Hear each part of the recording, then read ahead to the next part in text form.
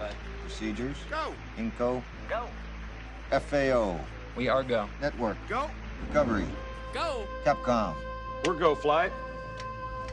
Launch control, this is Houston. We are go for launch. 30.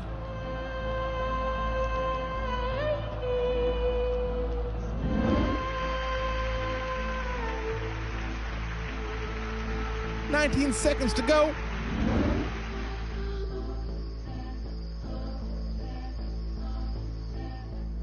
Give me a 10, 9, 8, 7, 6.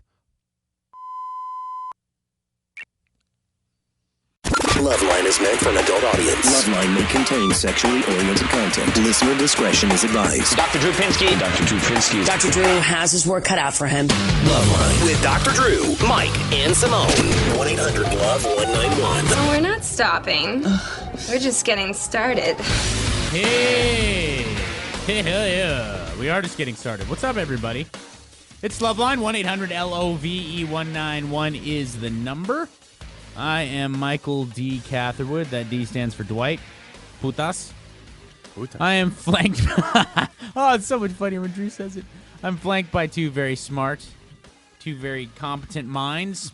One is an addiction medicine specialist and board-certified physician. I'm, of course, talking about Dr. Drew Pinsky.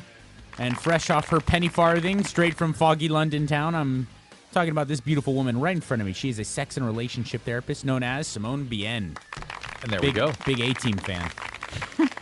Tonight. 1-800-LOVE-191. Tonight, big-time show. We have one guest. We thought we'd have two, but unfortunately, Busy Phillips of Cougar Town is very ill, but we hope to be joined by her soon. Christa Miller did have the grit to show up either way there. So, Christa Miller from Cougar Town, Tuesday nights, 8:30 p.m. on ABC, is sitting in the other room, and we can't wait to get her on the air and talk to her. Also, our open forum tonight, which happens in about an hour at the top of the next hour, is age just a number? I know a lot of you like to defend very ardently your desire to be in relationships where there's a big age gap, and others are like Dr. Drew and myself. I'm not really quite sure about Simone's take on it, but Well, certain age gaps concern us and certain don't. And Yeah. we will sort of zero in on all of that tonight. Like, And, when is it a problem? When isn't it? And we'll give our opinion, you give yours. and double the standard. I'm flat out comfortable saying huge double standard. Not really. For me, there is. Not for me. I just worry about the difference in people's priorities at certain stages of life. That's all I'm saying. Yeah. We'll talk about it. And also, it can be that I'm coming in from the standpoint, based on Cougar Town, that actually, when a woman gets to a certain age, that she can enjoy meows, men who enjoy older women. So for me, that is a positive thing. Mike, I mean, not Madonna-esque. Mike, meows?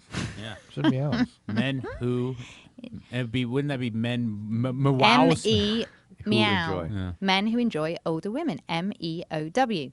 Yeah, I mean, Meows. that's why. I mean, that's kind of my Meow. take. Is I being one of those guys. I'm actually old now, but when I was 19, I loved being in a relationship with a 42-year-old woman. It was fantastic, and because a 19-year-old boy, I think I went into it with my eyes open, and she went into it. A 42-year-old woman is looking for a 19-year-old boy for one thing only. And yeah. we both knew that. I think a 42-year-old man dating a 19-year-old girl could possibly be looking to exploit, and there could be more damage done. But let's remember, that is the... You had been damaged by a succubus. Yeah. You were sort of sexually addicted, and that woman was exploiting all that. Yeah. she See? was. See what I'm saying? Yeah. All right, She's just saying. a looker. Just saying. Bad woman. Muchacha mala. Yeah, muchacha mala. And I would say mala. contributed to your addictive energies. Sure, why not? 1-800-LOVE-191 is the number. We are talking about age. Is it just a number? And the lighter, Relationships- funny stories as well. Of course, and there's those of you who have been in those relationships and survived and are wiser for it. So we need to hear about that. 1-800-LOVE-191 is the number as always. John, thank you for calling LoveLine. John.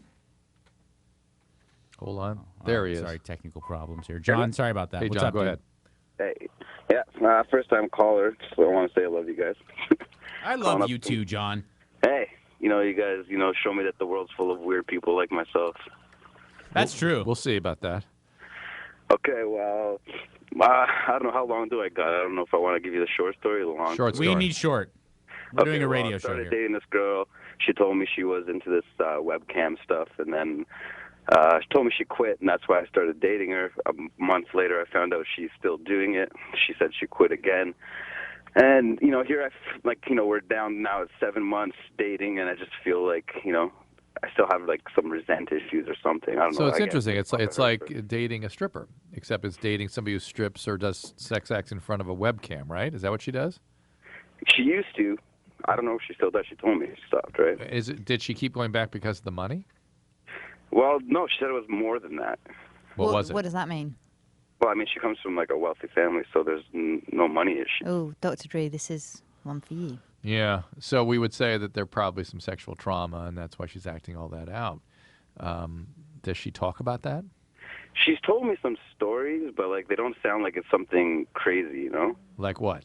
Like she told me that when she was a teenager, that some guy felt her up once, and Yeah, but she might have been 9 or 11 and not 19. Yeah, I get that. But I mean, now we're at the point where it's over, I think, and then it's just like, I'll feel like a lot of resent about it. Every time I get upset at her or we have an argument, that comes into my mind, and I think that, why should I be nice to her if she's done that to me in the past? And it sounds like you are responding in some ways how she responds to herself. There is no way that you exploit yourself like that, John. I mean, you can imagine, could you imagine your sister doing it?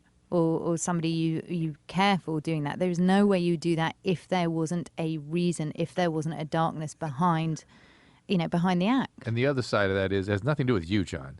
She's acting something out. She had trouble controlling it. She apparently was able to control it because of how much she cared about you. But it's not like she was cheating on you or acting out something towards you. This was something she was doing, long before you arrived. The way I find out, basically, I was away, I was out on work. I was out of town. And I started surfing the web, and then I went on the website she told me about that she used to be on, and I searched her name, and I saw videos from, like, the day before. Oh. So it was kind of like it was cheating because she told me it was over. How long had you guys been dating at that point? At that point, we probably been dating for 2 months. Come on. John, get over very it. Long. John, come on. Get over it. Yeah, let it go, eh? Yeah. Yes, A. Let it go, eh? She has an issue that you should be much more concerned with. Whatever it was motivating her to do this, her compulsion to do it, again, nothing to do with you. It's great that you're in her life and that helped her get control over this. It did not make the problem go away. So whatever was under there motivating that needs to be dealt with, and you need to encourage her to go talk to somebody about that. You can't control that. You're not going to be able to fix that. Okay? Okay. All right, John. Good luck. Thanks a lot. I just realized that Canadians are inverted cholos. Whereas like a cholo would say like, hey, dog, I should let her go. He's like, I should let her go, eh? It's just flip it over. 1-800-LOVE-191 is it. Finally, Anderson laughs. Alana, thank you for calling LoveLine. Hey, guys. Hey, Alana. My new band, Inverted Cholos, playing at the Troubadour later this week. Thank you for calling, Alana. Yeah, thanks. I just have a question. I have like severe difficulty getting wet while I have sex, or actually anything, really. And it's been a while, and I think it's totally inhibiting the fact that I can't have an orgasm either, and it's driving me crazy. Well, the most common reason for that these days is the birth control pills. If you're on the progesterone, high potency progesterones, the Yaz or the Yasmin, all that stuff. I was told that I'm on like pretty much as low as I can go, and I talked to like my gynecologist, and she's like, there really isn't anything more that we can do for you. I'm super like need to be on birth control. I bet there is something they can do is by bringing the estrogens back in. It's not about going low; it's about going higher on the estrogen. Okay, so like talk to her about or maybe even estrogen. Or sometimes just estrogen creams. So talked about it's not just that the progesterone is so powerful; it's that there's no estrogen effects, and sometimes an estrogen cream, as I said, or a triphasic pill or something like that. Try those sorts of things. Okay. Alana, can I or the just... ring. Some people the ring makes it better. Sometimes it get worse the ring, but some people it's better. And can I just ask, with regards to the pill, were you able to lubricate an orgasm before you changed pill? As in, do you know that the two go together? I mean, I don't. I started having sex pretty much within the same time frame of getting on the pill, so I wasn't really, I didn't really know my body at that point. This is terribly common. Terribly common. I mean, unable to lubricate? Yeah. Do you feel aroused? Yeah, completely. Yeah. And I really care about my partner and love being with him. Yeah. And it's unfortunately incredibly women are not one of the really significant issues these days. Women are not warned about these side effects, and it can make you depressed. It can make you anorgasmic. It can make you have pain and burning. Usually, the way that this problem comes in is people call in and go, "I'm allergic to my boyfriend's semen because every time he ejaculate, it burns because things are dry and irritated from the atrophic vaginitis." It's called. Right. All right, Elena, you know what to do. All right, I'll switch something. All right, switch something. More estrogen. Just thinking of those raptors that used to spit the acid in Jurassic Park. You know, whenever I hear those calls from the chicks, are like, "I think I'm allergic. It burns so bad when he ejaculates." Yeah. Just thinking of yeah. Nick, thank you for calling Loveline. Hi, I just want to start off with saying thanks, Dr. Drew and friends. I appreciate what you're doing. All right, thank you, Nick. Appreciate you. I've been dating this one girl for 18 months now, and we've been sexually active about 12 or 13 months. And we're getting pretty frustrated because she's having trouble achieving orgasm from any kind of sexual contact, be it oral, manual, or intercourse. Mm-hmm. And she's able to orgasm with a vibrator, but there are two things that kind of are odd about it. One is she's only able to, mainly she's able to do it in private, not with me around. Yeah, that makes sense. And second, when we do it, it's maybe once every 3 times she uses a vibrator. You are talking to the right woman here. Go at it, Seymour. One of the biggest things for women is that when we have sex, and what it sounds like, if your partner is able to orgasm with a vibrator, this is really good news for you, Nick, because it means she will be able to orgasm with you. You can orgasm once, you can orgasm anywhere, but what my hunch is she needs more time. And often women can feel very guilty and think, oh my goodness, is he okay? Oh, this is all about me. And they can really think about their partner's needs instead of their own needs. And what you two need to do is you need to reassure her and say, you know what, a good way to do it is let me spend 10 minutes, 15 minutes pleasuring you in any way that you want to be pleasured.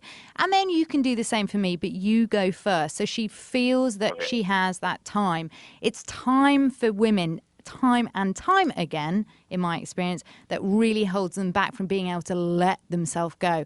And you know what we always say on this show, Nick, is that our biggest sex organ is our brain. So if you can get her into her body, focusing on her pleasure and not yours, and not interrupted, relaxed, then she will be able to orgasm. And I've got to say, 1 in 3 times ain't bad. You're doing very, very well. And should he first encourage her to do it in the room next door when he's sitting in that room next door? Yeah, actually, it would be good to great advice there.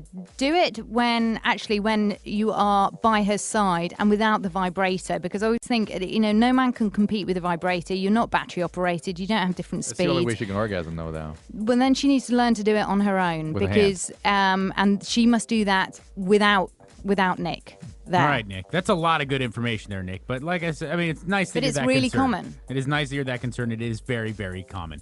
1-800-LOVE-191 is the number. You fell in love with this young lady on the Drew Carey Show and Scrubs. Now she is one of the stars of Cougar Town. Tuesday nights, 8:30 p.m. on ABC. I'm talking about our guest who will be joining us straight ahead, Miss Christa Miller. Oh, yeah. Take your romance to a whole new level with Mask Sexual Flavors. Buy online today at yourmask.com. That's your, Y-O-U-R, mask, M-A-S-Q-U-E.com. You're hanging out with LoveLine. Here's Dr. Drew with us. Welcome, Dr. Drew. 1-800-LOVE-191. 1-800-LOVE-191.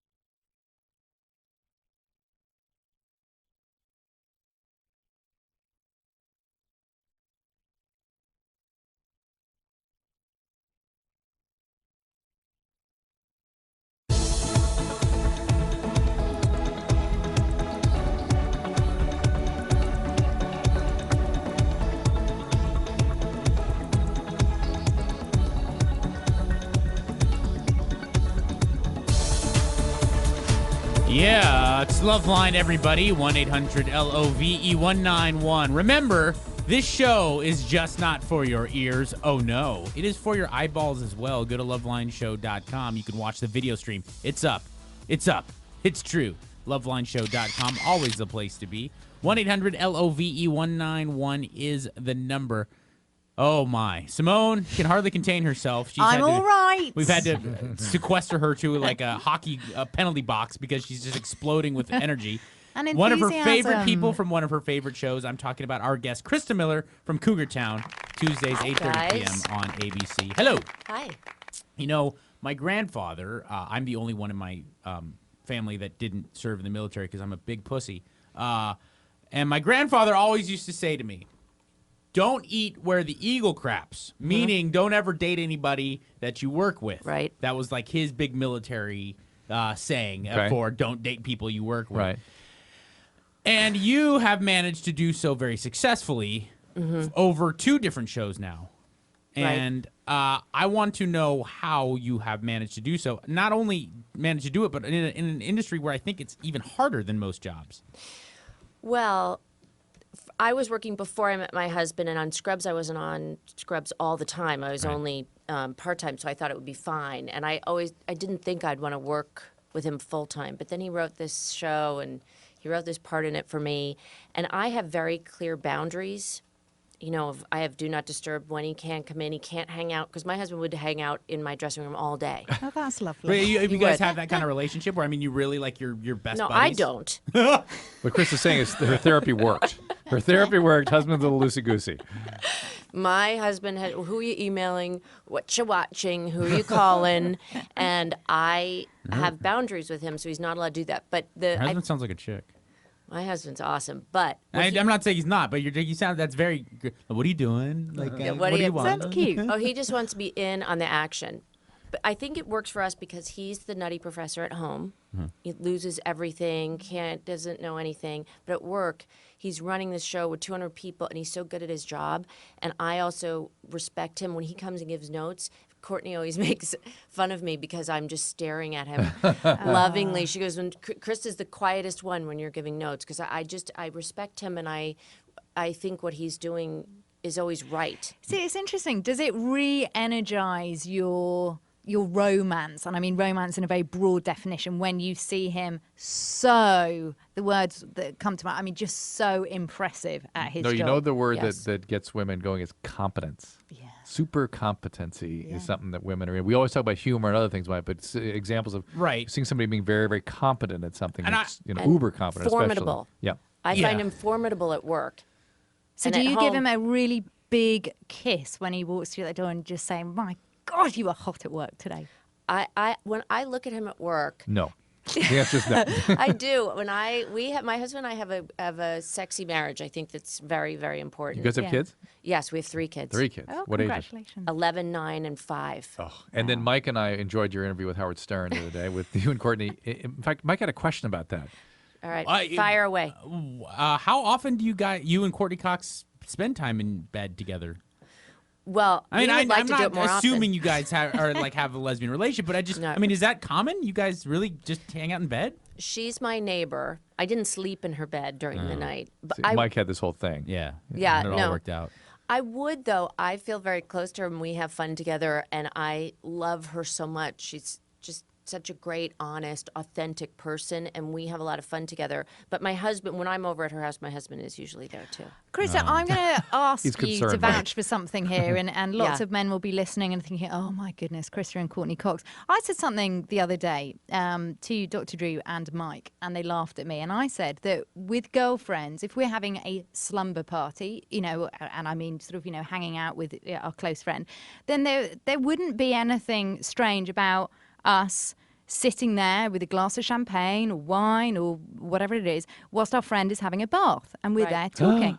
Thank you. Yeah. I saw Courtney shower the other day. There we go. I was talking to her, and she said, I have to jump in the shower. I said, okay, but we were talking about, she's directing a movie, and we were talking about who we're going to cast, and she's in the shower, and, It happens. don't even think I'm of just it. imagining. Aren't you jealous of us girls? I'm imagining Dr. Mike Drew and and I, I yeah. talking about Yeah. work while he's lathering his dong. Yeah. It's like, let's listen here. I feel like the second segment could be tightened up a Yeah. bit. Just let me take care of the pubes here real quick. It's just not the same, is it? No, it isn't. It isn't the same. But at the same time, I think that one of the things that has led to you having such a successful marriage, Christa, and then also Simone, you having a successful marriage and being able to understand this crazy thing that is relationships, is that we are vastly different.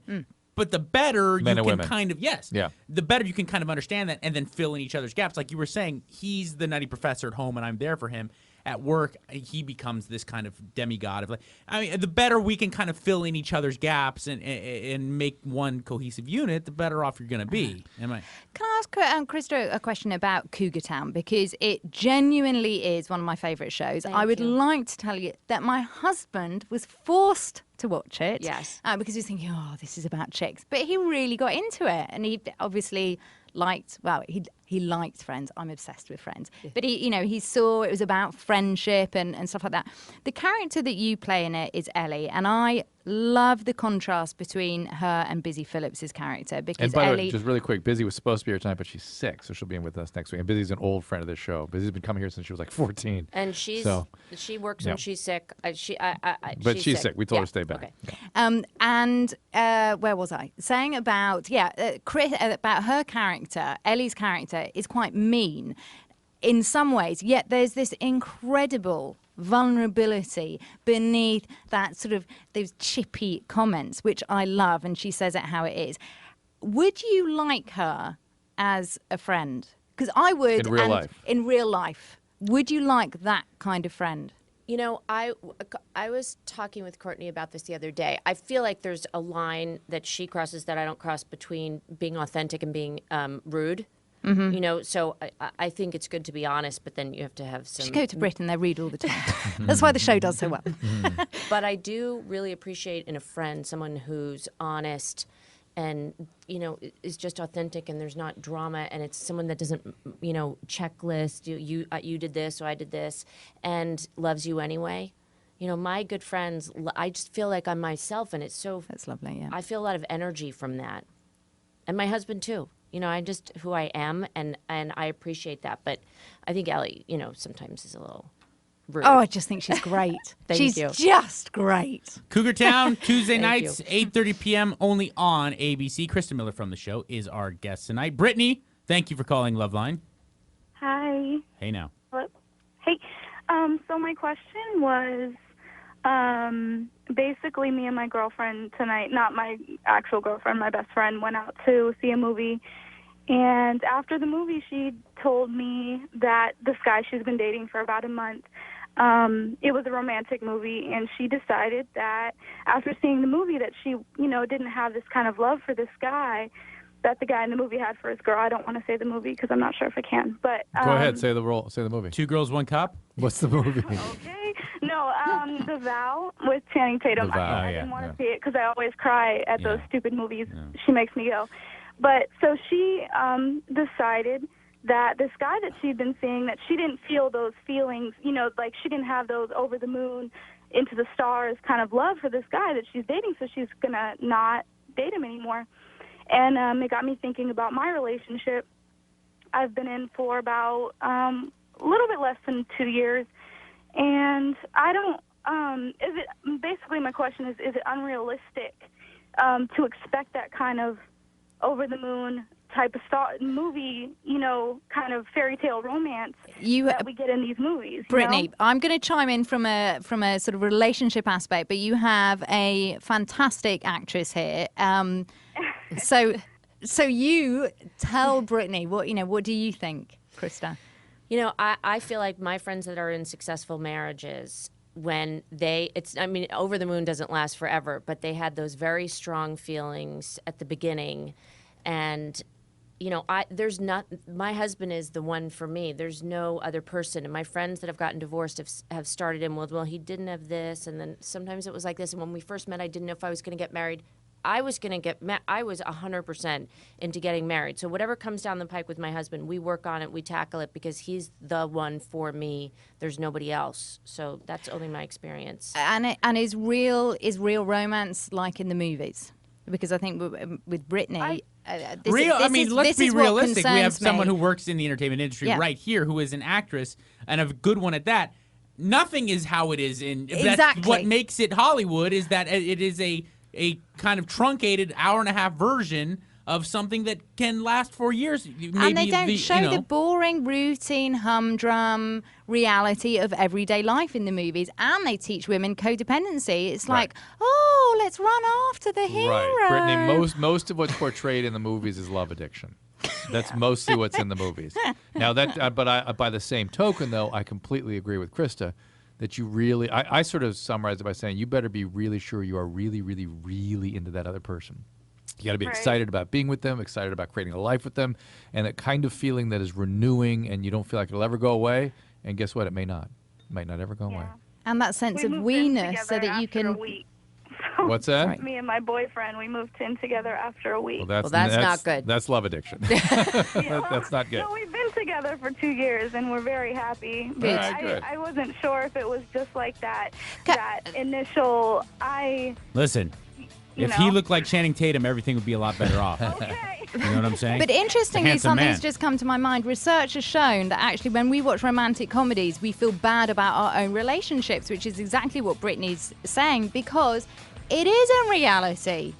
Although, you know, we can have Mr. Darcy moments. Now, let's talk about reality. Reality is Simone has goosebumps up and down her body because one of her Don't make me favorite... sound like a stalker. No, For well, I mean, goodness sake. yeah, listen. Christa, like, just remember you that have- face huge because she is a respect. stalker. She just hasn't started the stalking behavior. I yet. want to be friends with Simone. I wouldn't say you're a stalker, but you're stalk-ish. There's some Oh, great. There's some notes of stalk coming through, and I just spit all over myself in front of Christa Miller from Cougar Town, Tuesday nights, 8:30 p.m., only on ABC. More with Christa. Plus, we have to talk to a man who is suffering. He is suffering because he has a mismatched sexual appetite with the lady that he loves. Big problem. Simone will take care of him straight ahead on LoveLine. Dr. Drew Pinsky is an addiction specialist. Dr. Drew Pinsky, sit right here in this chair. LoveLine is coming back.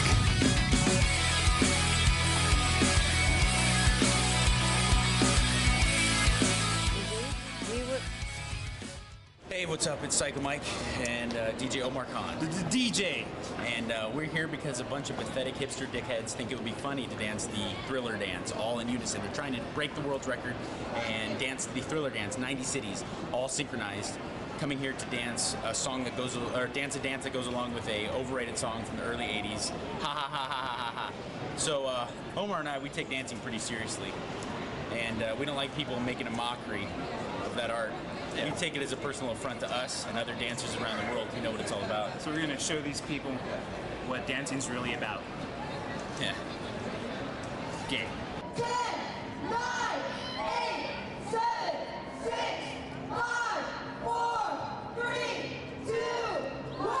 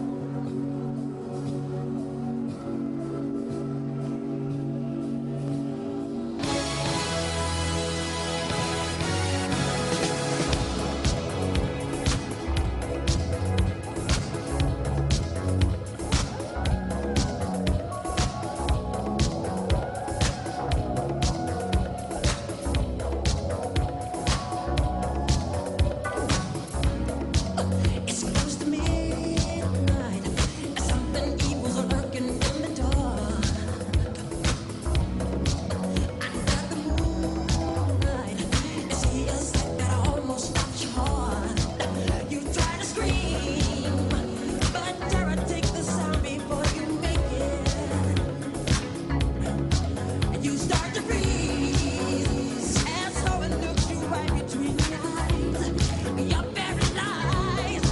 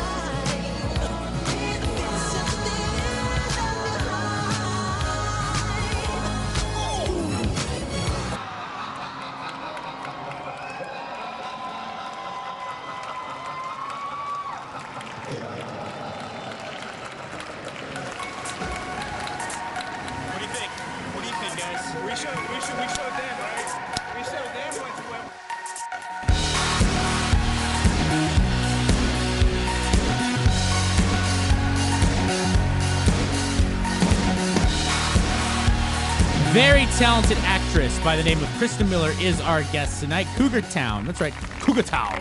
Thank you. 8:30 p.m. Tuesdays on ABC. Let's talk to Kevin real quick. Kevin, thank you for calling LoveLine. Hi, how's it going, everyone? Hey, man. Good. My situation is I have a girlfriend that just loves just having sex, and I do too, but it just seems like she just wants it more constantly than I do. Is there something wrong with me? Is this... How much does she want it? She wants it 3 times a day. Then there's nothing wrong with you. There might be something wrong with her, Drew, yes? Yeah, I mean, 3 times a day is either, it's so far outside of the sort of spectrum of what's normal. Mm-hmm. And by normal, I just mean in terms of biology.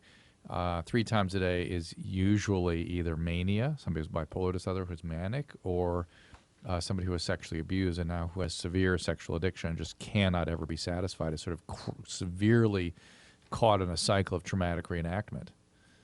So what do you think's going on with her? Well, we're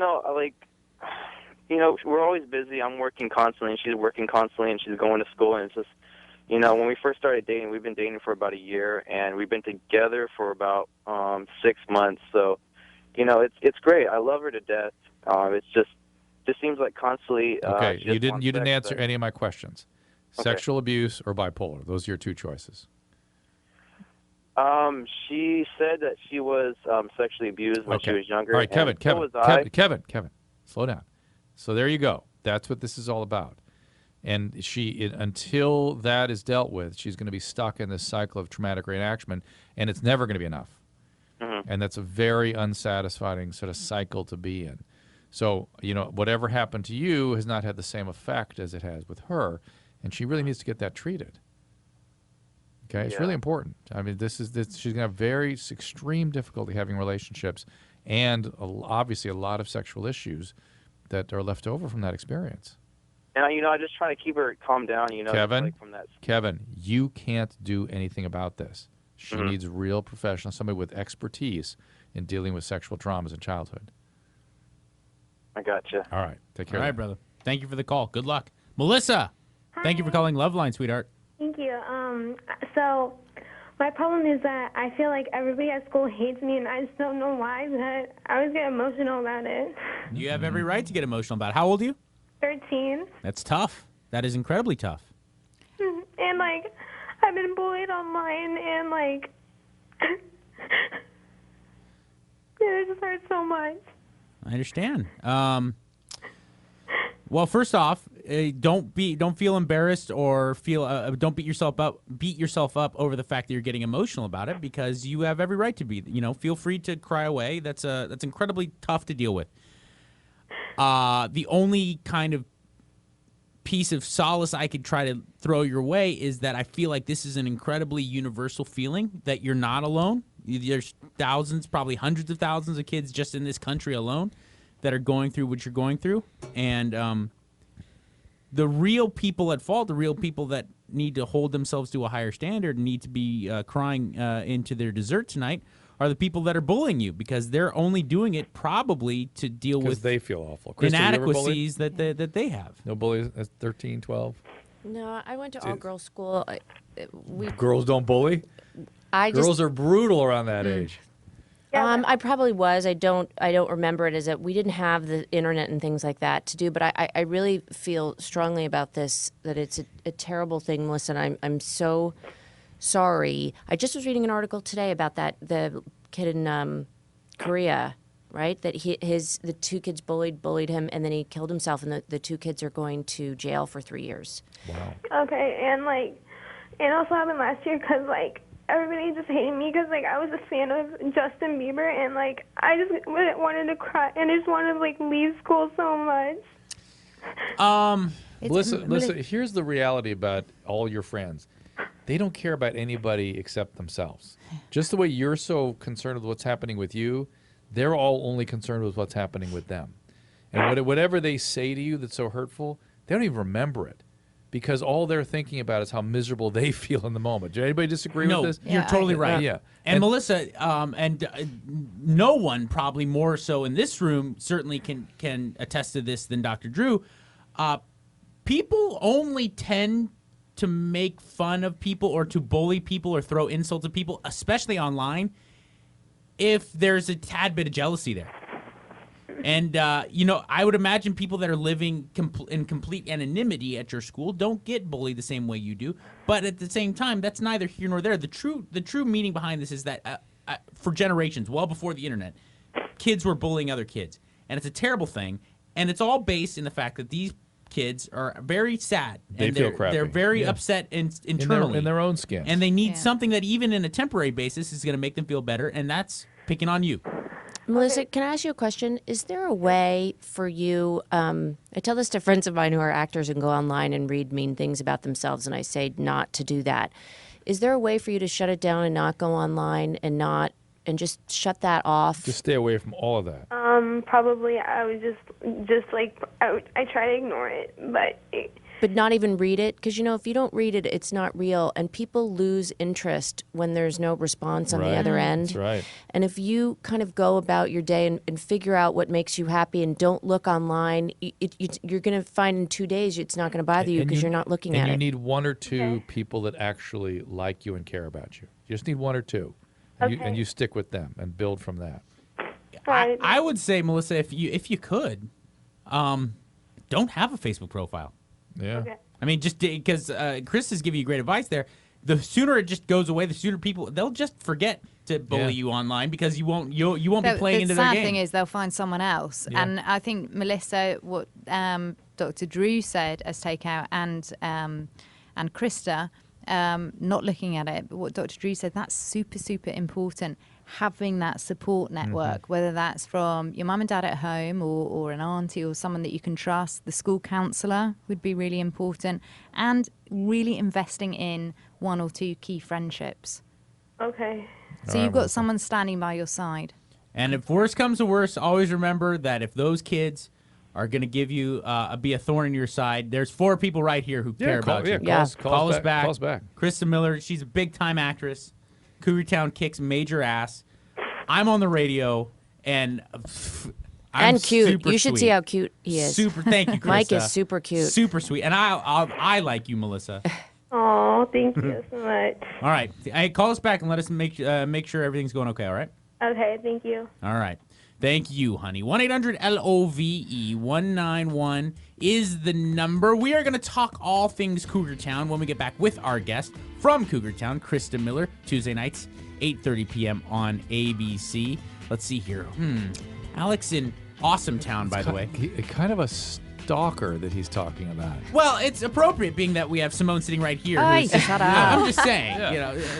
She enthusiasm is not stalking. It's one thing to be a Christa Miller fan. It's one thing to be a Cougar Town fan. Simone, it's a little weird. She has the dog. She doesn't seem weird to me. I know. Well, she's really on her best behavior now that you're sitting in the studio. No, we will talk. Borderline stalking. Wouldn't you say, Dr. I think Drew? Alex concerned that he's going to get a stalker at his employ. Straight ahead with our guest, Christa Miller from Cougar Town on LoveLine. Cougars. LoveLine. The great Dr. Drew Pinsky. For some reason, we'll be right back. Back.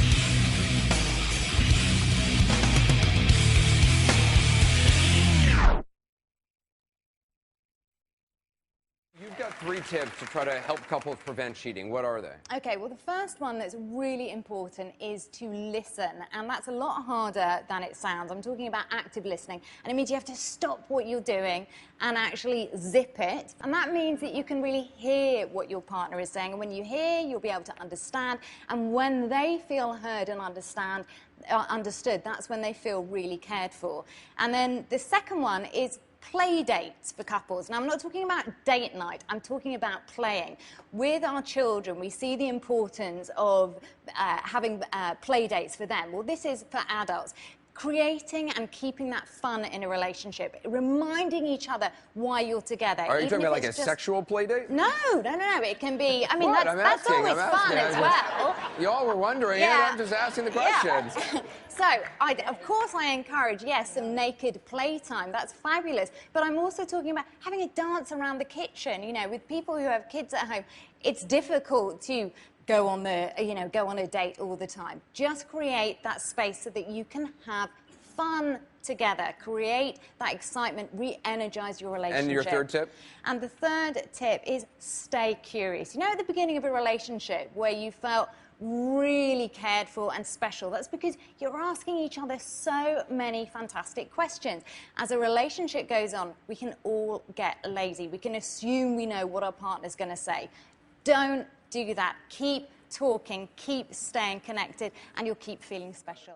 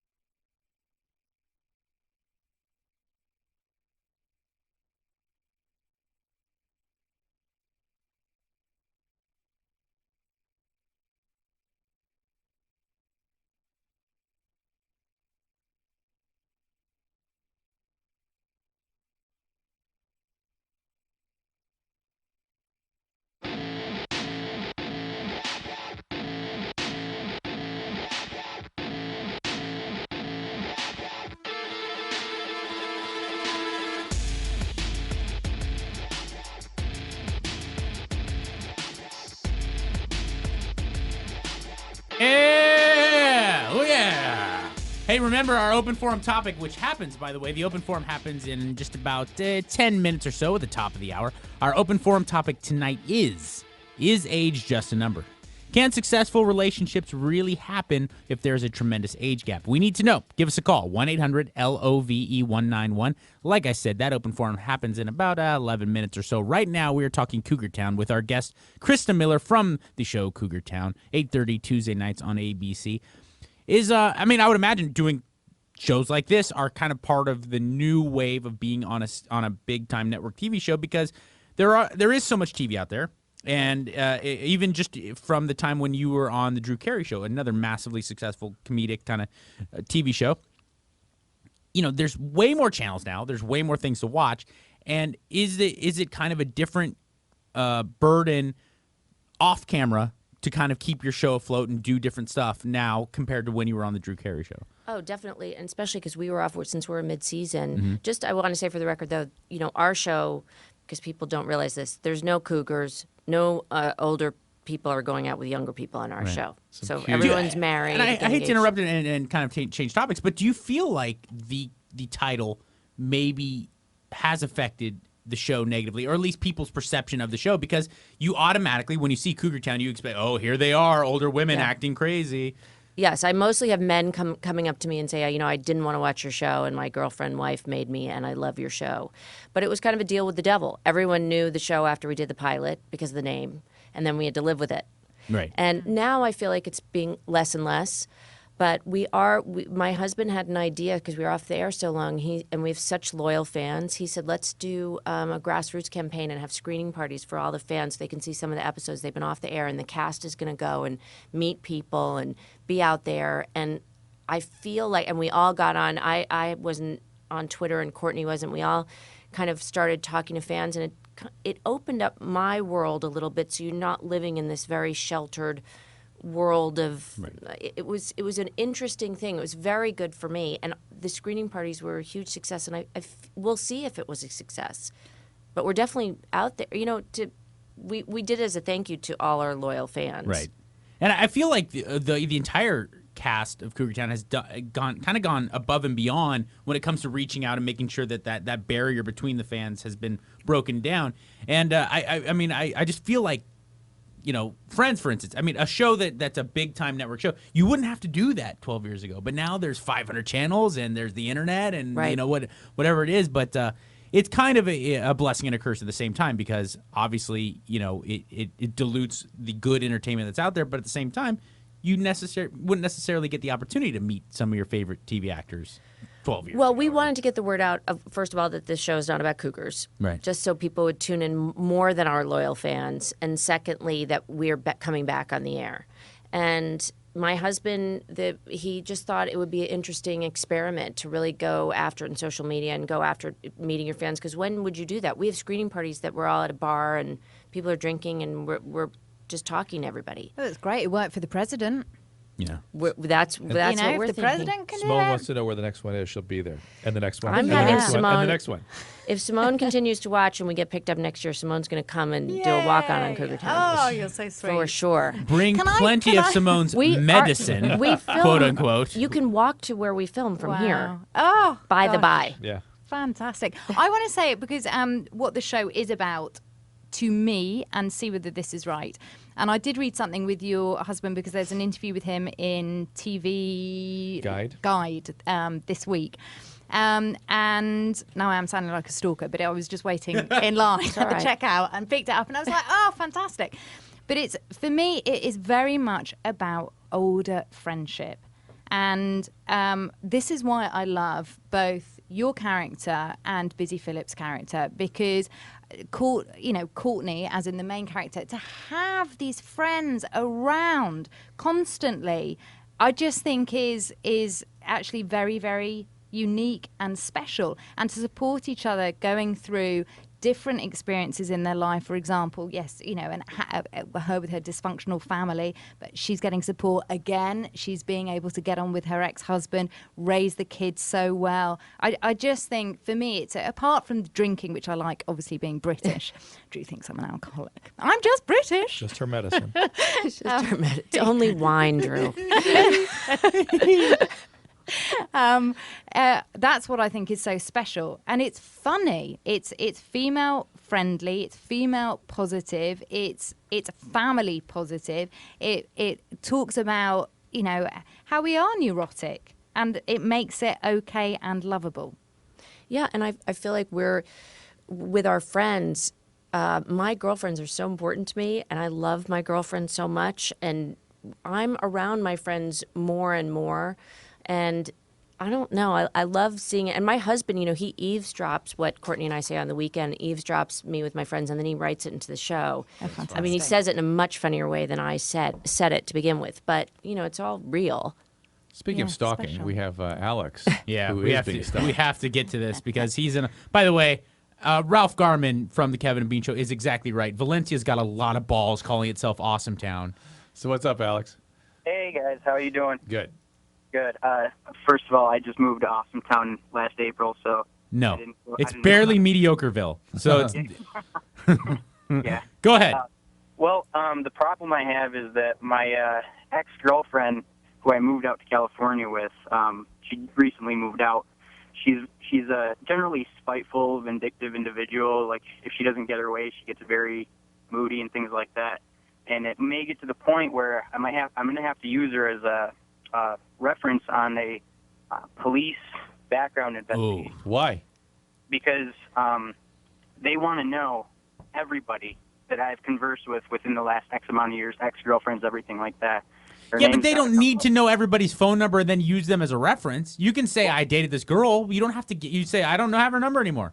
Well, it actually explicitly asks for ex-girlfriends, and if they call my references, they're going to ask them, hey, was he dating anyone that he's not telling us about? So if it shows any discrepancies, can you warn them ahead of time and say, hey, this one's going to be, she's got some issues, and please consult with me before you believe whatever she says? Negative. I have not done that yet. Negative. I think that's the thing to do. I mean, to be honest and to let the chips fall. Oh, man. I was kind of hoping, you guys had a segment a couple weeks ago about relationship poaching, and I called and I was going to tell you that I wanted her to get poached. Kind of like get her out back and all that stuff. Well, maybe she has been poached by the time these guys get around to interviewing her. She's happy in another relationship. Alex, I mean, look, I ain't no cop, but I come from a police heavy family, and I will say, look, if you've got no felonies, if you are a good student and you've done everything you need to do, I don't think one kind of wacky ex-girlfriend is going to be the thing that precludes you from being a policeman. And I'm guessing that police will have seen this a lot because, as Dr. Drew reminds me, there are a lot of wacky people out there. I would think. All right, Alex, good luck. Thank you. All right, dude. Christa Miller from Cougar Town, Tuesday nights, 8:30, ABC. Our guest tonight, Catherine. What's up? Thank you for calling LoveLine. Hey, thank you guys. My boyfriend is in the military, and so we have a very long-distance relationship. And when we do see each other, he is not able to stay erect at all. You see, now this could... Christa looks at Miss Simone. Simone? When sex is incredibly intimate. So if the two of you are together and he is holding something and he is still and he is in his mind, then he might not be able to be in the present moment. And this is where I sort of hand the baton to Dr. Drew, because if you're talking about... PTSD. Yeah, if you're talking about sort of erectile dysfunction, I'm your girl. If you're talking about PTSD, when you talk about the military, then this is a different area. But he hasn't been in any really combative deployments. Where was he deployed, Catherine? His last deployment was Turkey. Oh, all right. So he does not have PTSD. This is a new problem? Well, for us, it's a new problem. Before me, he didn't have any problem with. And is he on any medication? No. He's healthy, perfectly healthy. Doesn't smoke pot, doesn't drink a lot? He doesn't drink a lot at all. Okay, one quick fire tip that I could give you is if he concentrates on giving you pleasure, it can help him slow. And that's the thing he does. I'm completely taken care of when we are together. He makes sure that I'm 100%. He focuses completely on my orgasm. And that can be an issue in itself. He needs to think about his needs. So I always say, sort of, good sex is based on being able to give and being able to receive. And often men can find it a lot. Or us as humans actually find it easier to give than receive. When I say that he needs to concentrate on you, I'm talking about giving him time to be able to slow down, to be able to get inside his body. And what you can do is take the orgasm, take the erection out of the bedroom. And what I mean by that is just see whether you can pleasure each other non-genitally, 15 minutes on his front, 15 minutes on his back, and you do the same to him. I call it the treasure hunt game. Go on a treasure hunt together and focus on the sensations that you're feeling. Now, there could be some underlying reason, and there probably is some underlying reason, some psychosexual reason why he's got erectile dysfunction. It could be any kind of unrepressed emotion. Talk outside of the bedroom about how he's feeling, and then when you're inside of the bedroom, just say, you know what? Let's just play here. Let's go on a treasure hunt. Let's just explore each other's bodies.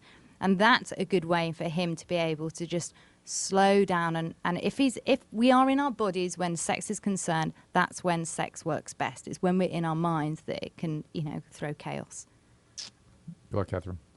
Okay. Does that make sense? It does make sense. How do you think I should approach him about it though? Because he is really embarrassed about it, so he won't talk to me about it. So it So, happens. I really. It happens to everyone at least one point in their life. And you know what? If we make a big deal out of this, then it's going to happen over and over again. Tell him you don't orgasm every time. And tell him that if you two are able to talk about this outside of the bedroom, then actually you are going to be better lovers because of it. If you can talk about sex, if you can resolve issues, you're going to be good in bed together. Okay, thank you. All right, good luck. Thank you, Catherine. It is time for the open forum, which means you need to get to the phone and call us up and let us know what you think about age differences in a relationship. Is age just a number or not? That is the open forum topic for tonight, 1-800-LOVE-191. It is unfortunately also time to say goodbye to our guest, Christa Miller from Cougar Town. I cannot recommend watching this show enough because Simone loves it, and it is one of the most universally positively regarded shows on the internet. I'm looking at Media Critic, and it is absolutely through the roof. Over 80% positive reviews. That is practically unheard of. So people, Tuesday nights, 8:30 p.m.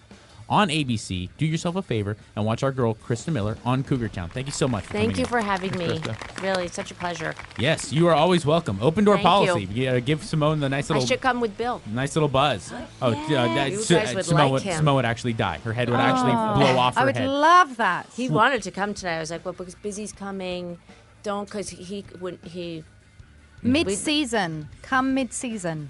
He would love to. You guys would. He's just awesome. I believe you. I can. I yeah, believe you. I can imagine. He had to land a home run girl like you. Hey, it's time for the open forum. Let's do this. Is age just a number? I need to know. Enlighten me, LoveLine audience. 1-800-LOVE-191. Let's do it.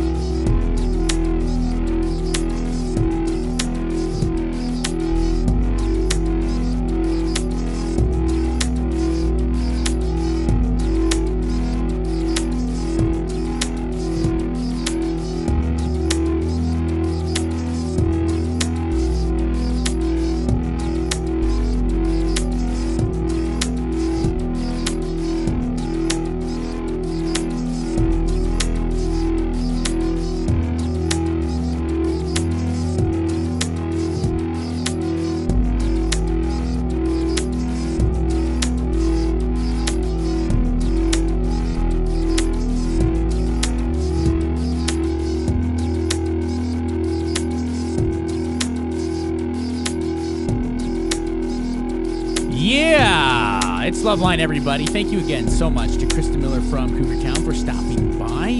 It is time for the open forum. This is going to be a good one. Dr. Drew and I, long before you came here, Simone, and I'm sure long before I came to this show, Dr. Drew had this argument a lot, where people call up and they say, hey, I'm 20, my boyfriend, he's 56, and, perfectly fine, What's the right? big deal? Anyway, so... Don't judge. Right, Don't judge. Right. But, age is just a number. Or we'll go, somebody calls, I'm 17, my boyfriend's 32. We're like, ah! Yeah. Well, you didn't yell at the 42-year-old with the 25-year-old. So, well... It is different. It's different. There's different things. So we're going to get into all that tonight. Is age just a number? That is the question posed to you, the LoveLine audience, tonight on the open forum. Let's kick it off with Anthony. Anthony, thank you for calling LoveLine. Hello. Thank you very much for having me call. No problem, dude.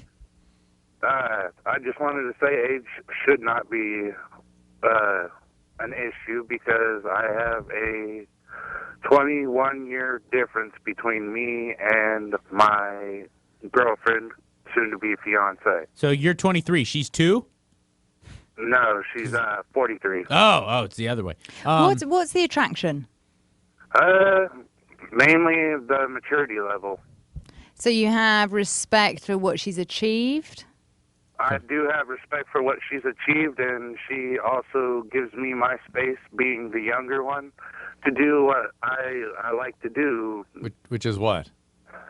Go and hang out with my friends, go to bonfires and drink with friends and stuff like that.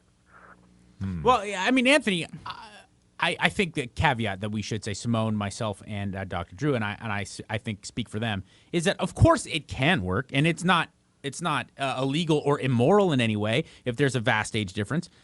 I'm just saying, if I was a betting man, and I was thinking about marriage for the rest of your life, I don't know if I'd age 23 would want to be with a girl who's 44. And it's interesting because what can happen is as men move from their 20s to their 30s, exactly how what they found interesting in their 20s can change dramatically in their 30s. Well, and I'll tell you what, and what Anthony is describing and what I typically hear in this, when there's a much older woman and a much younger man, especially as the man approaches nearly teen years, which is the case in Anthony's situation, the women usually came out of a horrible relationship and really just want a boy toy in the meantime. Well, that's why she's letting him go out and have social. Yeah, that's why she's letting him go out and go into the, hang out at whatever it was, barbecues or whatever. Thank you for the call, Anthony. Let's talk to one of those ladies who is on the other side of things. Kristen, thank you for calling LoveLine. Hi, how are you tonight? We're doing great. You're 42. Yes, I am. That's what my birth certificate says, so I think so. How old's your man? He's 29. All right. So he's at least a man. Each other for 3 years. Uh-huh. So far so good. And yeah, I let him have his space. Now, Kristen, I want to ask you, as a woman, you sounded confident as soon as I heard your voice.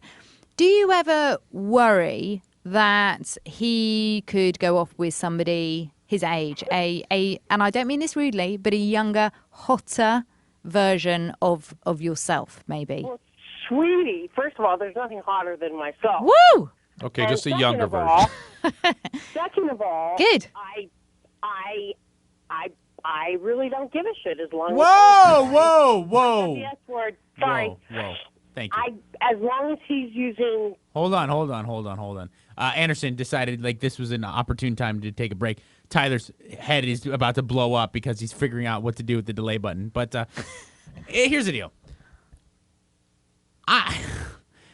Kristen, again, there's nothing inherently wrong with dating a 28-year-old man when you're a 42-year-old woman.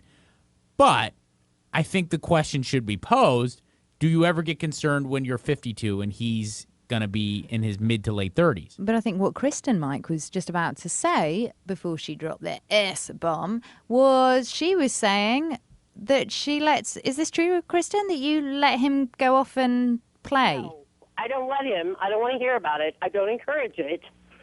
But I'm realistic enough to realize. But see, the thing recently... I find that sad. I think he should be with you and you alone, and if that's not good enough, then show him the door.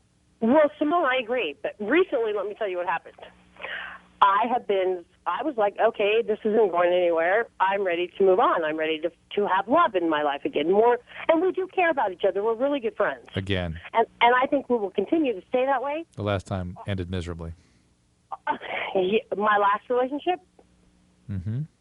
Did it end miserably? The last time you had love in your life.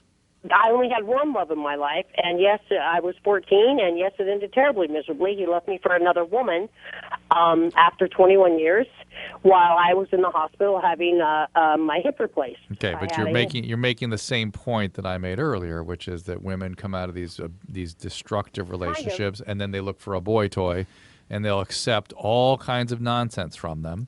Like, oh, I don't care if he goes out and dates any, he can go out and have anything he wants. I just don't want to hear about it, which is what Simone is calling out as BS. Simone is calling out. Simone actually is right, and you know what? That's not true at all. I think, Kristen, for me, where I'm Simone concerned... just said the exact same thing I said. So Simone and I are saying the exact same thing. So if Simone's right, I'm right too.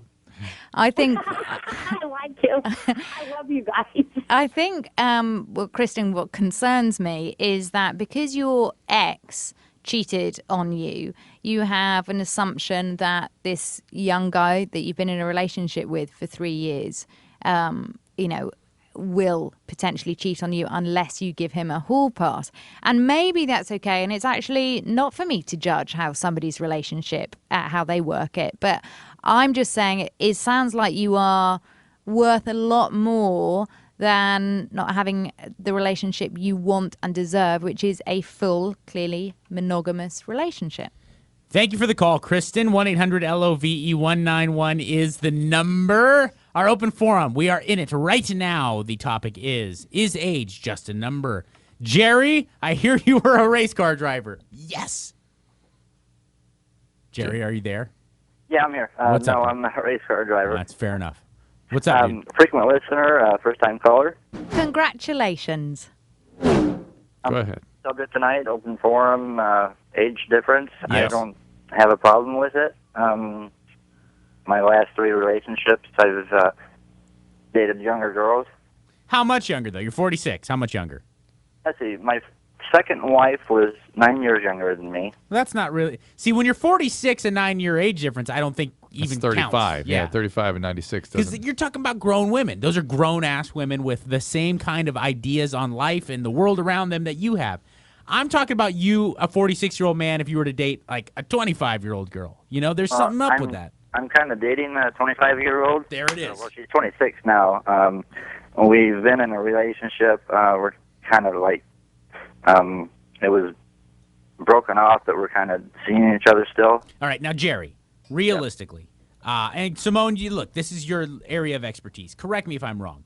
Don't you ever get concerned that outside of the fact that she's a beautiful 26-year-old girl, and so your small head obviously has a general attraction to her, don't you ever get concerned that the big head, the intellect head, sometimes is on a completely different planet than where a 26-year-old girl is at? And then also, do you realistically look at this as something that can have long-term Not only that, possibilities? my thing, what if I were 50 dating even a 28 or 30-year-old, I'd be saying, what's up with her?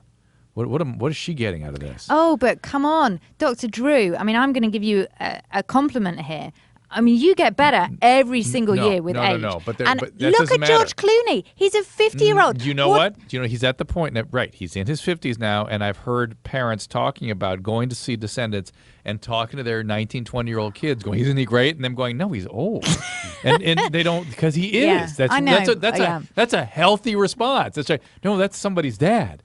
They shouldn't be. Yeah, he's kind of an attractive man, but I don't think of him that way. Should be the healthy response. Yeah, sadly for me, only when Jack Nicholson turned 70 did I think, now he is too old. Okay, well, thank you. That's good. And I think men get better with age. I also think that it depends what a man wants in a relationship, because if a man is able to enjoy a woman's beauty and he's looking at it one-dimensionally, then actually he will enjoy the relationship for it could be a full relationship. If he wants a mental connection, first of all, who do we say at 46 that he doesn't have the brain of a 26-year-old? He may still have the brain of a 17-year-old. No offense, Jerry, that wasn't related to you, directly. It could be. But it really depends on the couple. So Jerry, you tell us, what is the attraction? Are you mentally turned on by her? Mentally and physically. Physically and physically. Yeah. Here's the deal. I hear it in Jerry's voice. Let me sum up a lot of what leads people to be in these big age difference relationships, especially when the guy is older, is that whether or not the 50-year-old man has a 17-year-old brain or he has a 50-year-old brain, he has an any-year-old penis. And that is what leads us to make these decisions to leave the wife of 40 years for the 22-year-old girl. Yeah, that's because our wiener is very powerful, Simone. And I don't know if you're... No, but can I just say, I like the way you said, now your little head, it sounded like something on Play School or Children's Street. Your little head does this, and your big head talking about... Yeah, and that's an oversimplification. But a lot of times, look, it. as many men have been destroyed over the years, many powerful, smart guys that have been destroyed by the bottle or drugs, times that by 30, and it's guys that have been destroyed by thinking with their little head. And it's just Bill Clinton. Sure enough. President's Day. Wonderful. So a man, by the way, who Simone says is sexy. 1-800-LOVE-191. I used to, before someone who's terribly experienced, told me a few tales. Yeah. Charming guy, though. Very charming guy. 1-800-LOVE-191 is the number. We are smack dab in the middle of our open forum. Call us up and weigh in. We encourage you to let us know how you feel about age. Is it just a number? Or can you have good relationships with a big-time age difference? 1-800-LOVE-191's the number. Let's do this.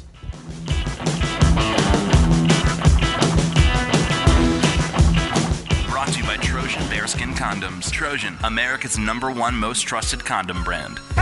More Loveline on the way.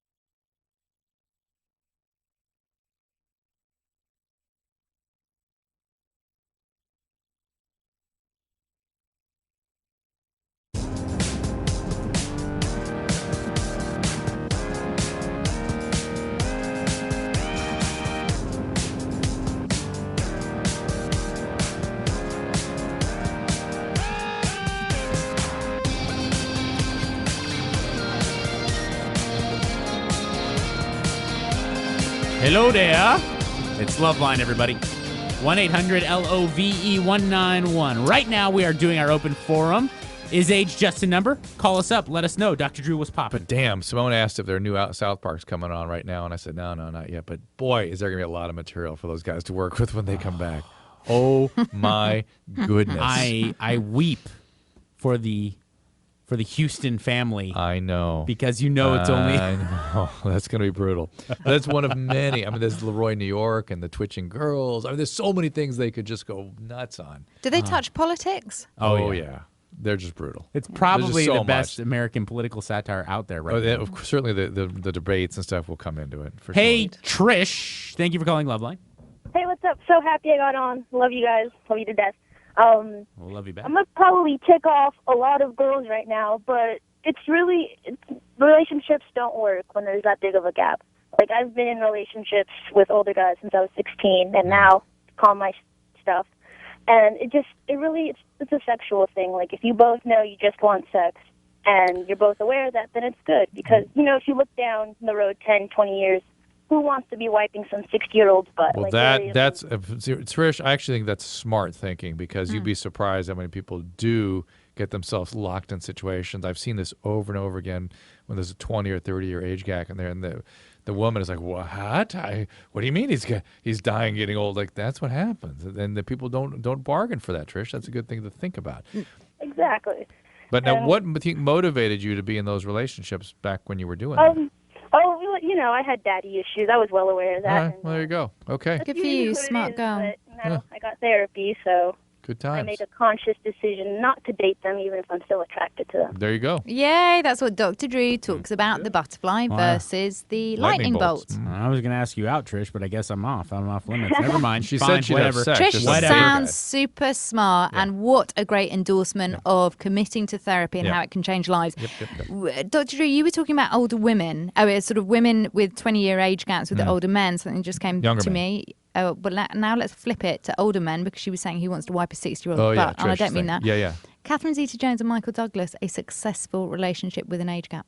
How big was the age gap there? Like 15 years or so, right? Yeah, so something like that. It's not She's in her early 40s, I believe. Yeah, and he's approaching like 60 something. I mean, but here's the thing. I think it must be 18 to 20. When she's 60, it's going to be a bad time. This is where that it really matters when you two meet in life. Right. Because a 20-year age gap from 30 to 50 is profoundly different than 20 to 40. I mean, it just is. Yep. And it comes to roost, again, when the guy's 80 and she's 60. And if what's really unfair, I think, is a guy in his 60s and 70s dating a 20-something-year-old who wants to have kids and blah, blah. Oh, my God. How unfair to everybody. Well, apart from if they're Hugh Hefner, where I actually feel sorry for Hugh Hefner. I know he knows exactly what he's going into, but I mean, sorry, he does get royally dumped. Yeah, I feel sorry for Hugh too.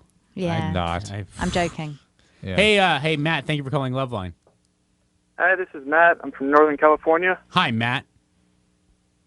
What's up, Matt from Northern California?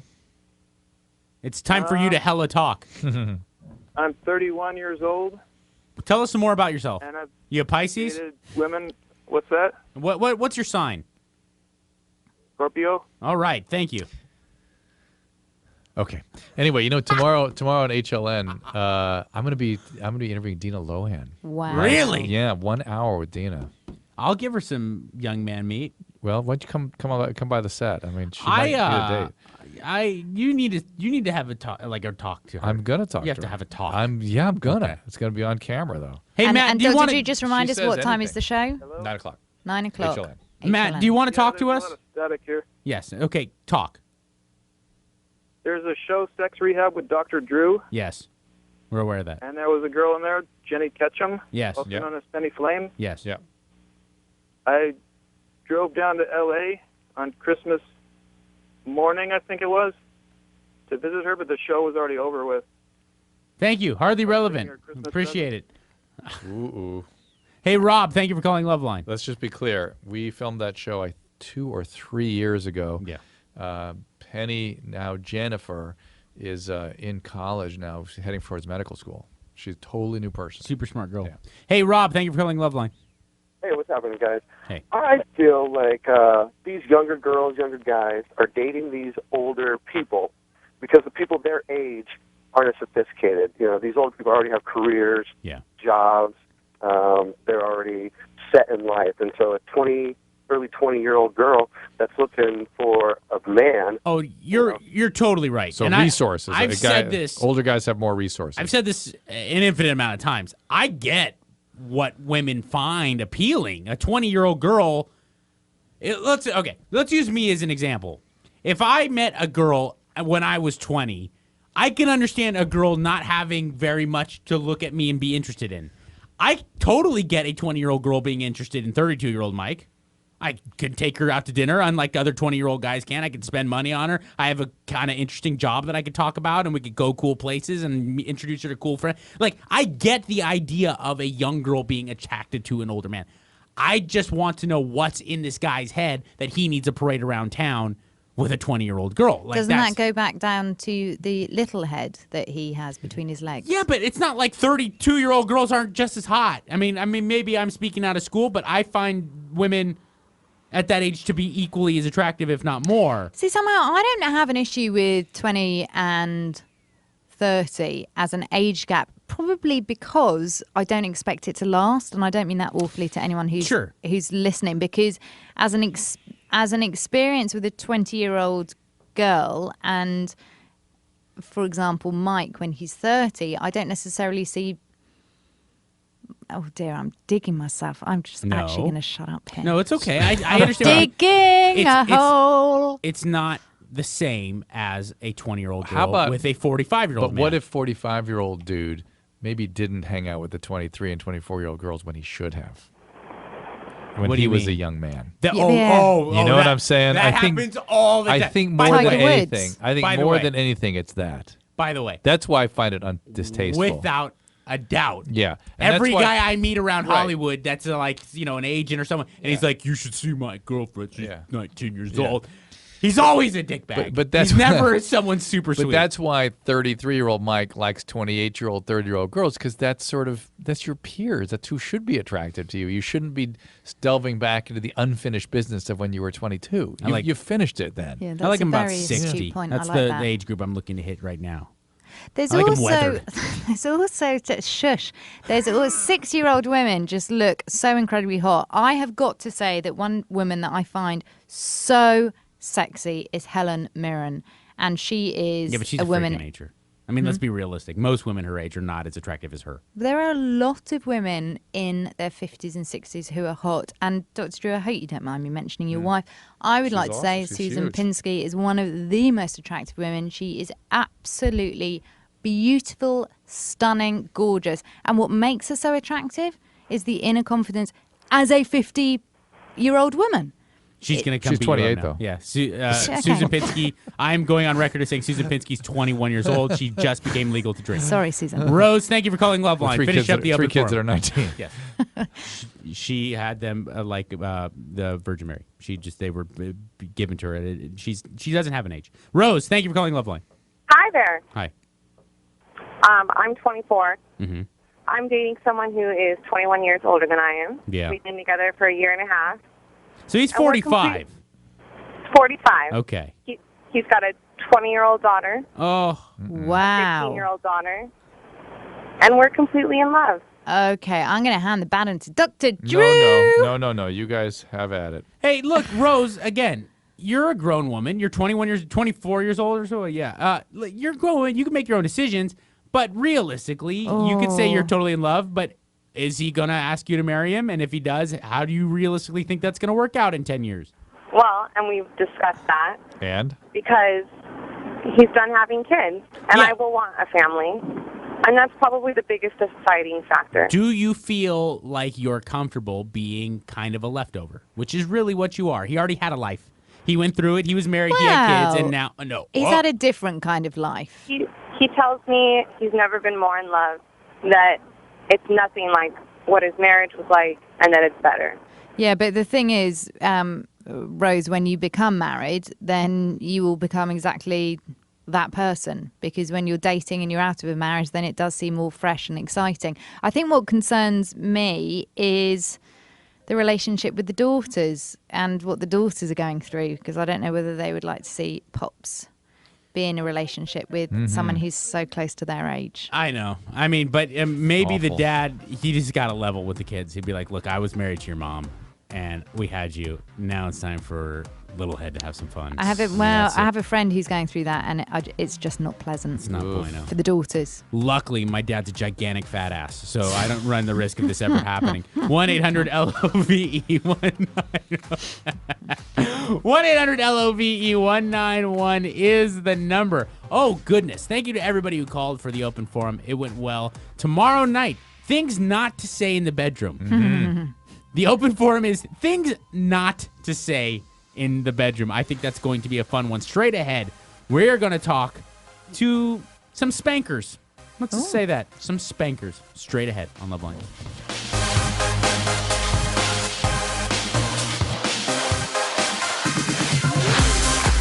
Brought to you by Trojan Bearskin Condoms. Trojan, America's #1 most trusted condom brand. LoveLine with Dr. Drew. We'll be right back.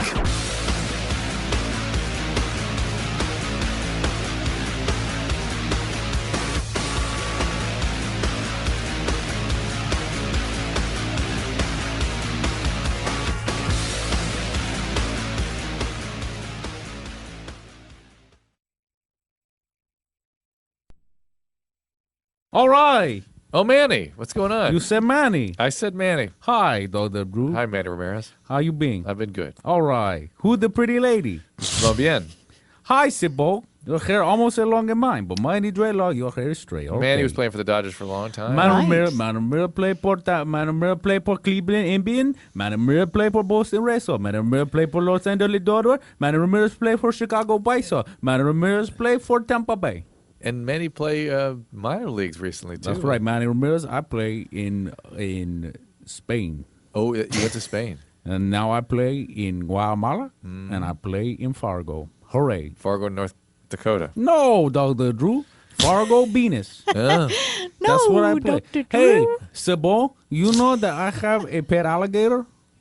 Do you? Yeah, his name is Fire Hydrant. I have a Cadillac that has red hair. Nice. Hooray. And Manny noticed his command of the English language. I grew up in London. No, I think you grew up in... Ha ha, maybe New York City. New York It's all City. the same to New me. York City. Manny Ramirez love video game. My favorite video game, Metroid. Hooray. Nice. I have a horn. Honk. You still got your pig, Manny? I do. My pig ate my wife. What was your pig's name? My pig name was Cabara. No. It was was Mr. What was it? Well, it was Placabak. No. It was Plinko. My pig name was Plinko. That's right. My pig only have 3 legs. Okay, and Manny. I know. Quiet will you down. answer- Quiet down, pretty lady. I'm will talking. you answer a call? Quiet down, pretty lady. I'm talking. My pig have 3 legs, and it ate my wife's 1 arm, so it could be even. Hooray! Manny Ramirez has got to go. Bye. I'm going to Taco Bell. Oh, nice. I feel the Oh, you need. lucky thing. I'm going to go get tacos for after disaster. Oh, thank you.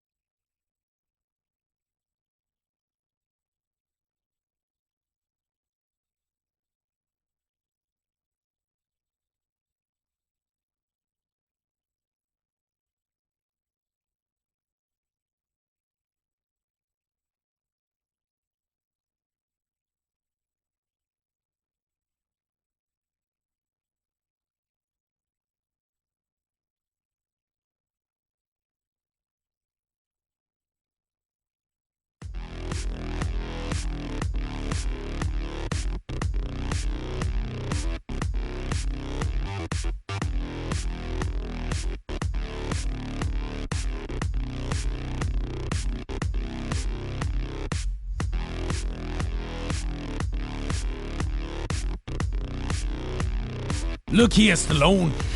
Let your wife come over here. Show you what a real man is. I can't stop thinking about Mr. T, Dr. Drew, after what Simone dropped on us. Foo. That's the best thing ever. Tell us. Tell She the story. said earlier today, LoveLine audience, Simone is trying very hard to try to understand the differences between English, British English, and American Queen's English. And I don't want to certain- offend anyone. Sure. She's trying very hard, and believe me, it doesn't go unnoticed. But she said, I believe I could use the word fool because they say it on the 18th. And she was dead, like, without a shred of irony. Anderson, I thought Anderson was going to actually die of laughter. Oh, It's the funniest thing fantastic. Simone's ever said. Great. Max, thank you for calling LoveLine. Hi, guys. How's it going? Sorry to interrupt, Max. By the way, speaking of Simone, her takeaway is coming up in just a few moments. Ronnie from the Jersey Shore going to be on the show tomorrow night. Ronnie from the Jersey Shore, our guest on tomorrow night's LoveLine. Go to lovelineshow.com and watch the video stream right now. Max, now it's your turn. So basically, my question is, my girlfriend and I, basically, we just spank each other a lot, like just playfully or during sex or whatever. During sex or Probably just kind of goofing around? But we just really enjoy spanking each other. Like, I probably get spanked 10 times a day, and I probably spank her 10 times a day. Not like hard, although sometimes harder than others, but mostly like in a playful way. I'm just wondering why this where this behavior comes from. Were you ever spanked as a child? No. I don't think so. Maybe like once. Hey, is this just playful, and she is your girlfriend? The once, was it a tough experience? Was it, No, not really. I couldn't really. I listened to the show a lot, and I was thinking of that you're going to ask me that, and I can't really think of anything. Okay. And my parents really weren't spankers. Okay. So. I mean, if it is something light and playful and it's consensual, I tweeted about this the other day. Actually, if you gently tap your butt, it can release energy because we store a lot of stress in our backsides. And anyone who's been for a massage will know, and that was the first time I realised, oh my goodness, all the tension that can be down there. So it can be a release of tension because we hold stress in different parts of our bodies. And where sex is concerned, sometimes, as long as you're both enjoying it and it both feels... No, we're definitely both enjoying it. Well, then, do you need to know where it comes from? Does there always need to be an underlying issue as long as you don't need to pathologize it, as long as it is healthy for the two of you and playful? Mike, I'm thinking about what guys get, because I think guys get a little bit of a sexual charge out of it, even if there's no spanking preference. You know what I mean? Right. They're Is not it into the dominance? Porn? It's porn? visceral. No, It's yeah, visceral. It's I'm something trying to about, figure out like- what it is. It's something viscerally sexual, but Yes. not about the spanking. Because, it's weird. like, just a little bit more, like even the same exact motion, but with a closed fist, is disgusting. Different. But yet something is kind of cool, and like you said, it's a very visceral. I got to pat myself on the back. That's I think the best way of describing it is that it's just like that animal nature that comes with like being really sexually into someone. Yeah. It's kind of well represented with, independent of any spanking preference. You know what I mean? And Dr. Drew, I wonder, going with your love of evolutionary biology, I wonder whether it is because actually the butt used to be so important because we did used to walk on our hands and knees. That's what I wonder, if it's a way of sort of putting someone like on noticing. You know how monkeys sort of test the waters. Maybe it's some sort of testing behavior or something that men experience as sexual. Women, I don't know what women experience. something.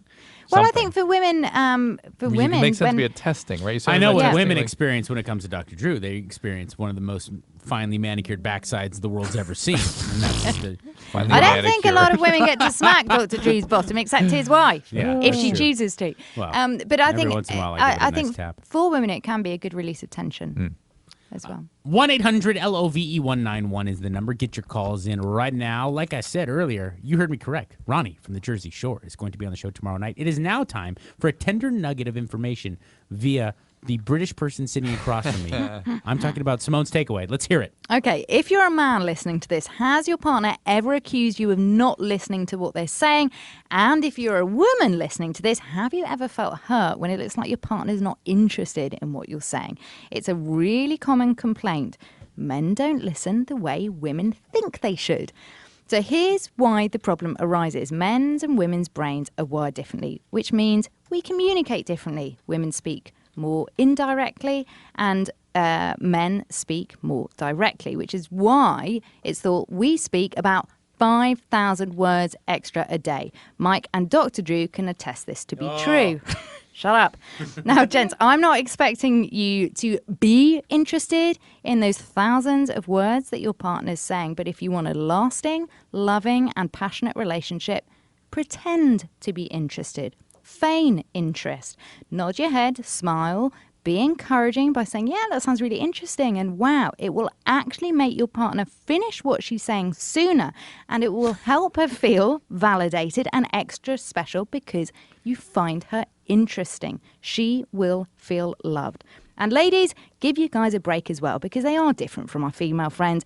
The thing between his legs means he will always be different. So notice when he's making an effort to listen. And that's my takeaway for today. So Mike, feign interest. Yeah. Listen, I know you do it. Both of you do it all the time. I don't. I should. No, I'm being serious. And I took a lot away from your takeaway. Just you shush. I'm being serious. I'm the worst about that. Whereas Dr. Drew probably does, at least feign interest. No, I'll be I like, actually, oh God. Just sometimes be interested. No, I actually am interested. You are, but I'm saying like even if you weren't, you would pretend. No, I wouldn't pretend. I would pretend. I would focus. Because I know that that's what women need. They want to be heard. And How listened dare to. you talk to me about such dumb stuff? I would say, and I need to not do that. And the biggest mistake men make is like, oh, she did that? All right, well, here's what you should do. Like, no. They'll like start moving all upset. Like, no, I don't want you to solve the problem. Exactly. Stop telling me what to do. Exactly, he's nailed it. It's nailed like, it, Dr. I Rehab. just wanted you to listen. Yeah, so important. So we want to solve, or why would we listen if we're not going to solve?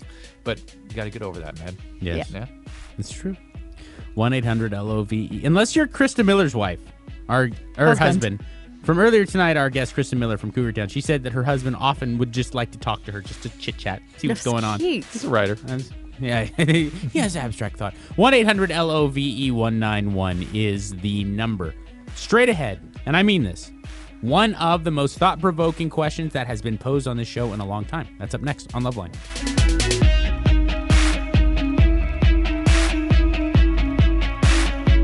Brought to you by Trojan Bearskin Condoms. With triple tested quality, they're an amazing 40% thinner than our standard condoms for an irresistibly close experience. Somebody do something! Call a doctor! LoveLine is coming back. All I care about is the sex.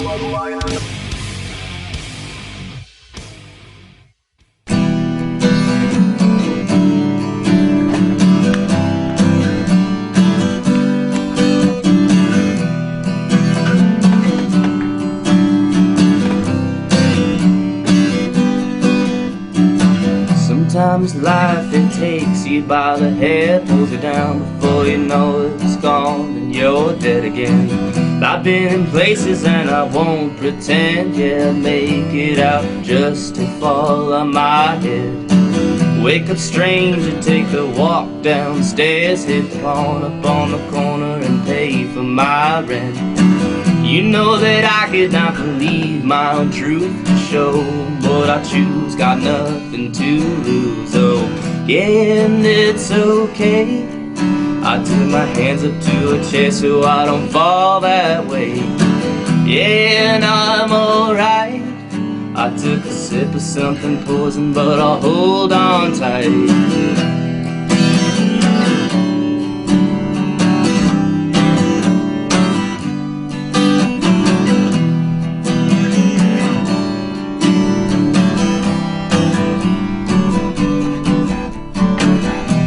Those days when you wanna just choose to not get out of bed, you're lost in your head again. You play the game but you're kinda cut, cause you're coming down hard and your joints are all stuck. Well, I tried to say that it's not the only way. I never knew if I could face myself to change. You were pacing, I was insecure, slip and fall. I'm dodging calls, hug the prison I've been living in. Yeah, and it's okay. I tie my hands up to a chair so I don't fall that way. Yeah, and I'm alright. I took a sip of something poison, but I'll hold on tight. Yeah, and it's okay. I tie my hands up to a chair so I don't fall that way. Yeah, and I'm alright. I took a sip of something poison, took a sip of something poison, poison.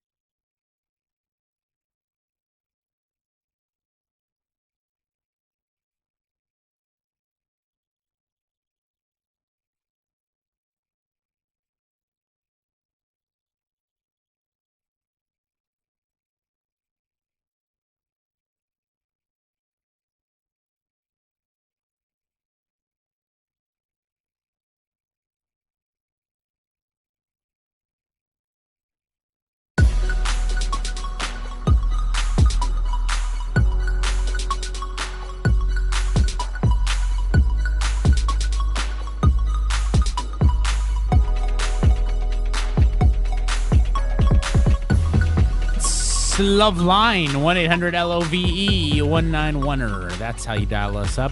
Diana? Hey, how y'all doing? Is this our girl, Diana? It is. What's up? Yay, Diana. How are you, sweetheart? With what Mike has declared to be one of the most provocative questions. I didn't say that. I said thought-provoking. Thought-provoking. Okay, there Big you go. difference. Oh, that's flattering. Yes, what's up? Provoking thought. Okay. I'd really love to hear all of your feedback on this particular question. All right. I'm curious if some people were maybe built better to be single. Like some people were just, built better to be alone. Well, we know some people are built better not to be parents, and that's a choice that people. Well, no, people commonly embrace that.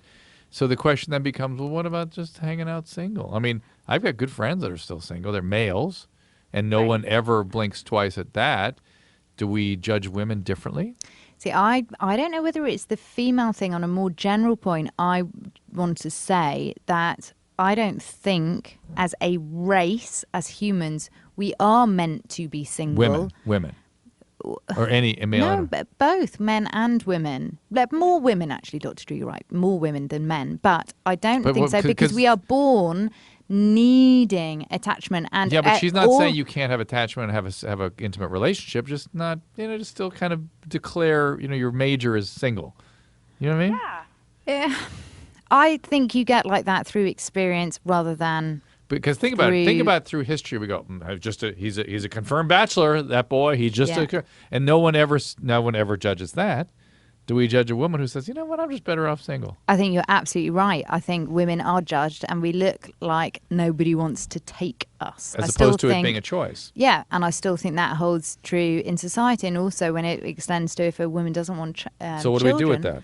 I think just to keep having wonderful people like Diana on, so that we keep talking about it and airing our opinions. I think some people are just better at dealing with it than others. Being single, right? What do you mean? I think that there's some people who, especially women, who absolutely can't tolerate the idea of being single, and others just don't really care. Are fine with it. Yeah. And so I think there are some people. I do believe that somehow, some way, we really are designed to work out better in couples. I mean, I think I'm thinking of the humans. I'm thinking of the single women I know who are perfectly happy with being single. But Dan, you correct me on this. The ones I know that I've known over the years get awfully involved in their life and care of their parents. And I've always wondered if that was why they stayed single. I could absolutely maybe see that being true. But, what about somebody who's got a really, satisfying, network with their family and their friends? Can't you be just as fulfilled? Yes, absolutely. And by the way, I'm not judging the women I've known over the years who were focused on taking care of their parents and whatnot. Mm-hmm. That's what fulfilled them. That's what they liked doing. And by the way, they dated and had boyfriends and just didn't want to have a constant partner. Yeah.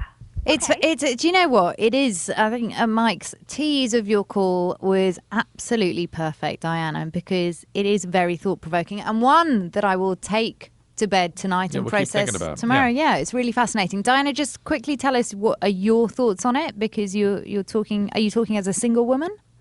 Definitely. I've just sort of had a plethora of really bad luck in relationships and dating, and I'm just starting to think, maybe it's okay to not have that be such a life goal and to just, focus on other things. I and agree. when that happens, I bet you'll find somebody. Somebody shows up. And that's the thing, Diana. You hit it. You hit the nail right on the head.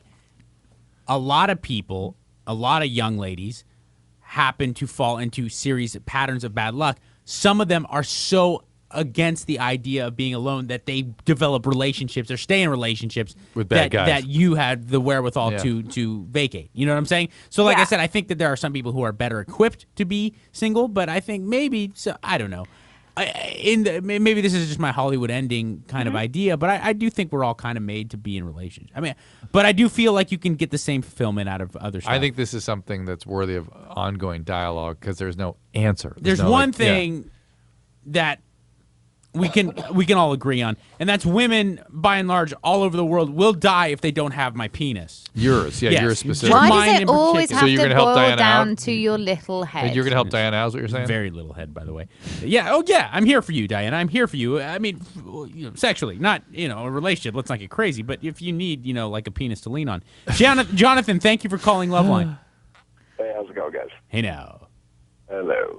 Hey, okay, so I'm going to tell you my situation first, and then I'll ask the question. I'm currently dropping UAs for court. Figured out a method to... UA is urine analysis, by the way, people. Yeah. Drug Correct. tests, drug screens. Exactly. Drug screening, 5 panels, 7 panels. So I figured out a way to be able to pass those tests, but the problem is my creatine level drops. And trying to figure out if you have any suggestions of like a creatine supplement to raise that up, or how you... You're talking about booze, right? Yeah, it's not creatine, it's creatinine. And what is that? And that's something that is excreted in the urine, and it's it's in your blood as well. And listen, Jonathan, they know how to see when you're manipulating those tests, and that is instant positive.